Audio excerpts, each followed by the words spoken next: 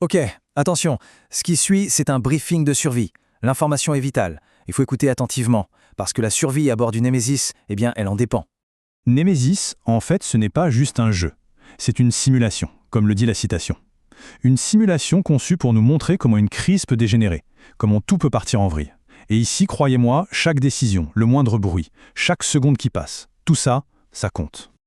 Et voilà, le décor est planté. À partir de maintenant, la loi de Murphy, c'est la seule loi qui compte. Tout ce qui peut mal tourner, va mal tourner. C'est pas une question de si, mais bien de quand.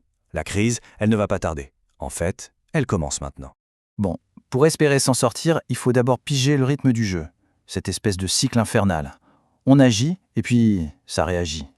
C'est le cycle de survie. Alors, comment ça marche concrètement? Chaque tour de jeu est divisé en deux. D'abord, il y a la phase joueur. C'est notre moment pour agir. On a droit à 2 actions ou une seule si on décide de passer. Mais attention, les cartes qu'on a en main, c'est pas juste des options, c'est notre énergie vitale. Chaque action coûte des cartes, il faut les dépenser judicieusement. Et juste après, bam, c'est la phase événement. C'est là que le vaisseau et tout ce qui s'y cache, eh bien, ils répondent. Le temps passe, les intrus attaquent, les systèmes lâchent, le feu prend. C'est vraiment une réaction en chaîne inévitable à tout ce qu'on vient de faire. Maintenant, on va parler de la mécanique qui est sans doute la plus stressante du jeu, celle qui change tout quand on explore, le bruit. Parce que dans les couloirs du Nemesis, le silence est une règle d'or, et le moindre son peut être fatal. Alors qu'est-ce que c'est, un marqueur de bruit? C'est simple, c'est la matérialisation d'un son qu'on vient de faire. Imaginez une porte qui grince, un outil qui tombe par terre, voilà. Ce marqueur, c'est le signe que quelque chose, quelque part, a entendu. Et c'est souvent le début des problèmes. Du coup, se déplacer, ça a un coût. Et pas qu'un seul.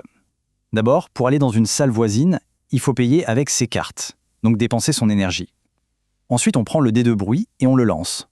Le résultat va nous dire dans quel couloir on a fait du bruit, et là, hop, on place un marqueur de bruit dans ce couloir. En gros, chaque pas est un risque calculé. La question qu'on se pose tous, c'est d'accord, mais qu'est-ce qui arrive si on fait du bruit dans un couloir où il y en a déjà? Si on doit placer un 2e marqueur bruit au même endroit? Eh bien, la réponse est simple et brutale. Rencontre. C'est le point de non-retour. Le bruit a fini par attirer quelque chose. À ce moment-là, on enlève tous les marqueurs bruit du coin.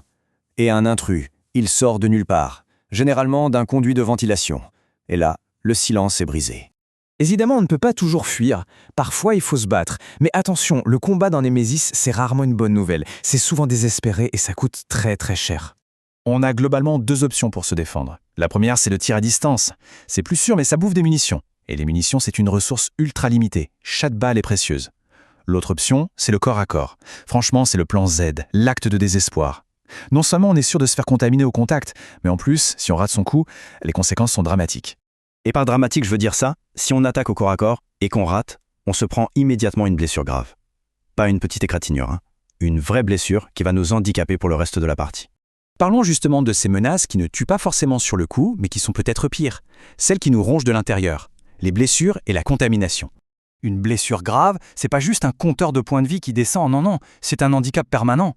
Par exemple, une blessure à la jambe, et d'un coup chaque déplacement coûte plus de cartes, plus d'énergie. Une blessure à la main, on ne peut plus utiliser certains objets, c'est une lente descente aux enfers en fait. Et puis il y a cette autre menace, plus sournoise, invisible, un poison qui s'infiltre partout, les cartes contamination. À chaque fois qu'on se fait mordre ou qu'on entre en contact avec une créature, on en pioche une. Le truc, c'est que ces cartes, elles viennent polluer notre main. Elles prennent de la place, elles servent à rien, et du coup, elles nous limitent dans nos actions. Mais le pire, c'est pas d'avoir une carte inutile dans sa main. Le vrai danger, le vrai cauchemar, c'est ce que cette carte pourrait cacher, ce qui pourrait être en train de grandir à l'intérieur de nous. La seule question qui compte devient alors, est-on infecté? Pour avoir la réponse, il y a un protocole. On doit trouver un scanner pour vérifier ces cartes. Contamination. Si sur une carte, il y a écrit « infecté », là c'est la panique. La seule solution, c'est de passer par la chirurgie, au bloc opératoire. Une procédure super risquée qui nous inflige une autre blessure. Il faut vraiment faire gaffe, parce que s'il reste ne serait-ce qu'une seule carte infectée dans notre pioche à la fin de la partie, c'est fini. Une larve nous sort de la poitrine, et la victoire devient impossible même si on a réussi tout le reste. Ce qui nous amène logiquement à la fin. Comment est-ce qu'on gagne?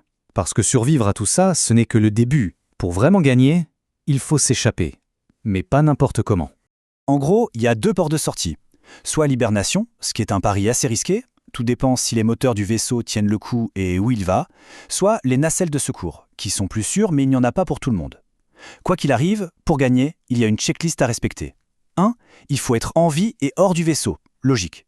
2. Il faut avoir rempli son objectif secret, cette petite mission perso qu'on reçoit au début et qui peut nous mettre en conflit avec les autres. Et 3. Le point crucial, il faut être clean, absolument aucune infection.